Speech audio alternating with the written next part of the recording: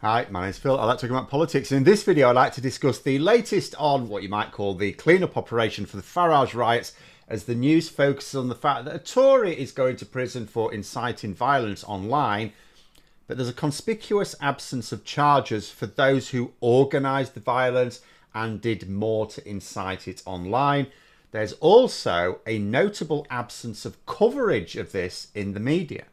But first, for daily political commentary, please click the subscribe button so you don't miss out. So the news seems happy to spotlight the fact that the wife of a Tory councillor has been jailed for using social media to urge people to murder those who were inside a hotel being attacked by rioters.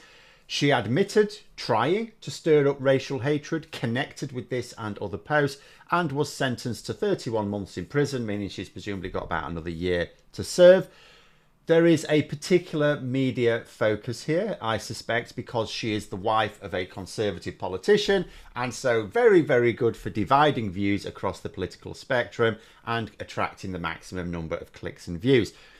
But what is surely much more interesting are the people not being charged and the people that the media are not talking about. Or at least the types of people, because the media probably don't know the identities of those they should be talking about. You know, this latest thug to be imprisoned, Lucy Connolly, on the day of the Southport murders called for mass deportations. Why? Why does hearing about a murder mean, oh, we should have mass deportations? Because she thought it was carried out by an asylum seeker, or as her ilk tried to call them, illegal immigrants. And who gave her this impression? Well, I didn't see that reported, but we know Bernie Spofforth was one of the most prominent spreaders of this lie in the UK. And her message was read by far more people than Connolly's was. Spofforth was investigated, but no charges were brought. Now, as I've said before, I'm not here to say who should or should not be charged, and if they're going to be charged, what punishments should be meted out, if any. These are things that people who are experts in the criminal justice system should be expressing views on, not me. Perhaps Spofforth's actions fell on the right side of the law and Connolly's on the wrong side. I'll assume that's the case. What I would say is, as a member of the public, that doesn't seem quite right. Lucy Connolly was imprisoned for inciting violence, but she was herself incited by others. What about Tommy Robinson? Connolly called for those forming the mob outside the hotel to burn those inside. But who got the mob together in the first place? Tommy Robinson is arguably one of the people who formed that mob and sent it there. He tweeted the name, location and the date. Tommy Robinson claims he's coming back to the UK next week to attend another one of his hate rallies, a week tomorrow, timed to coincide with his next court appearance the following Monday in an unconnected issue. There is a warrant out which would allow for his detention in order to make sure that he definitely attends court this time after skipping the country previously. As far as I know, he is still out of the country.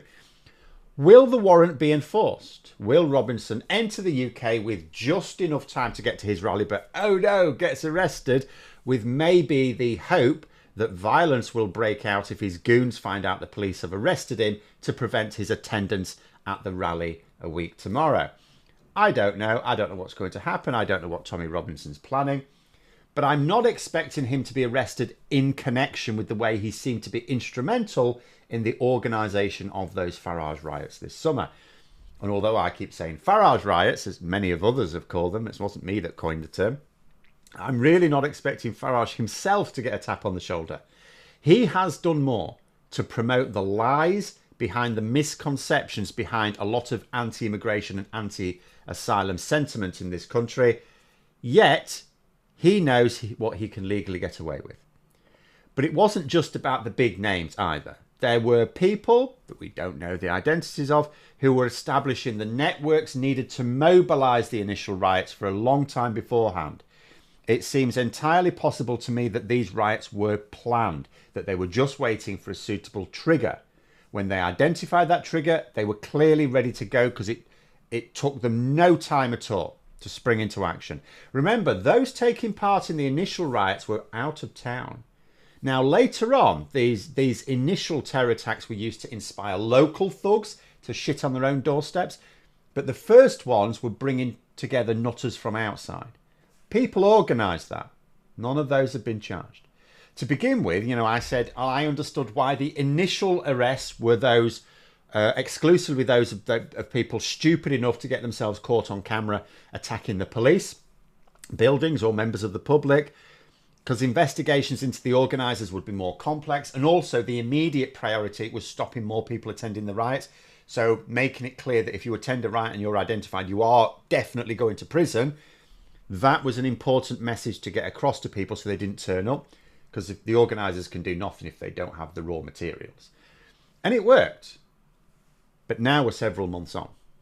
There isn't even any reporting on what action, if any, will be taken against those who are at the epicentre of this. I would mind less if there were at least reports suggesting, oh, well, you know, investigations are ongoing and we could probably expect, you know, that to be fruitful later on with those who organise it. But no, there's nothing at all. You know, we're seeing the arrest and imprisonment of the moths drawn to the flame, which is still right, but not those who lit the fire in the first place. I mean, you might expect some to evade justice. You can't get everyone. But am I seriously supposed to believe that if the authorities were trying to dismantle the conditions which led to the violence in the first place, that we wouldn't have seen a single arrest of an organiser yet? That you're telling me there isn't a single, like, lapse or chink in their armour? Because if I am expected to believe that, then it seems clear that at least one of two things is not fit for purpose. First, despite what Starmer suggested, the existing legislation is not strong enough. Now, fair enough, what Starmer actually said was that the law was good enough to deal with the riots. Now, yes, it provably was, because they did. But what about preventing future ones? That is just as important.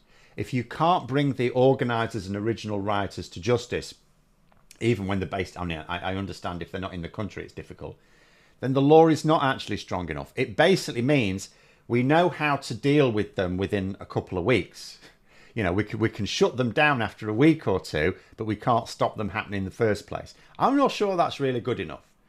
Or second, maybe the law genuinely is strong enough, but the police don't have the resources to pursue the more complex investigations needed to have a decent chance of securing convictions against those behind the violence. The second one is plausible. We know that the police have been hollowed out by the Tories, but whether it's the law or the police who are too weak or both, a government determined to make sure this doesn't happen again needs to correct that. Because it is just as important that the public see that we can deal with violence like this as to the fact we actually can. You know, after all, the violence stopped when those who had been taking part or thinking about it saw that people being captured on camera were finding themselves behind bars. You know, even if they were pleading not guilty and it was going to be a while before their trial came to court, they were on remand. They weren't being released on bail. They were behind bars. They were going to stay behind bars until they'd been cleared. And if they were not going to be cleared, they're staying behind bars. That meant for a lot of people, it was not worth going out there. You know, which just demonstrates if those people had thought this is what would happen to them all along, they would never have attended in the first place or posted hate messages online in the first place. So they didn't think that they would end up facing consequences. They either didn't know or had forgotten what happens to the 2011 rioters because it was basically the same treatment. But those behind the riots, they think they can get away with it. Why? Because they have gotten away with it. So why wouldn't they try again when the opportunity arises? Because I'll just point something else out. Nigel Farage was a little bit careful during the riots themselves. He went very quiet for a period and then made very carefully lawyered statements. He threw Tommy Robinson under the bus at one point, which upset their common supporters. In other words, his rhetoric changed in order to avoid getting himself involved. He distanced himself from the events. But now that the dust has settled, oh, he's back to spewing the same rubbish. He's changed back. It's like he's satisfied that he is no longer going to be linked with the riots and so can go back to inciting the next one. But there we are. Those are my thoughts. Let me know yours in the comments below. If you enjoyed the video, please click the like button. If you'd like to support the channel further, you can join for memberships. Thanks for watching. And until next time, I'll see you later.